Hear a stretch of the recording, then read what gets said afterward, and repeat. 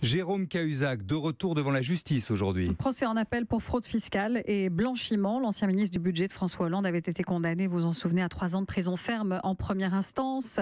Chloé Triomphe, vous avez suivi cette première journée d'audience en appel donc pour Europe 1. Jérôme Cahuzac a expliqué cet après-midi, Chloé, les raisons qui l'ont poussé à faire appel. Oui, en quelques phrases, Jérôme Cahuzac a résumé son malaise. Je dois dire que j'éprouve un sentiment assez banal. La peur, a expliqué l'ancien ministre du budget. Je ne veux pas que ma mère et mes enfants me voient aller en prison. Des mots simples, très éloignés de l'attitude sûre de lui adoptée fin 2016 lors de son premier procès et qui définissent clairement l'espoir que Jérôme Cahuzac place dans ce procès en appel où il comparait pour son compte en Suisse transféré à Singapour et sur lequel plus de 687 000 € ont été retrouvés. Une somme rapatriée en France est saisie depuis par le Trésor public. Ses avocats devraient donc, comme en première instance, plaider que la prison n'est pas une peine adaptée à sa personnalité ni justifiée par la gravité des faits, un qui tout double risqué puisque la peine encourue est de 5 ans et qu'elle n'est aménageable qu'en dessous de 2 ans. C'est d'ailleurs le cas de son ex-épouse Patricia qui devrait purger prochainement sa peine sous forme de bracelet électronique.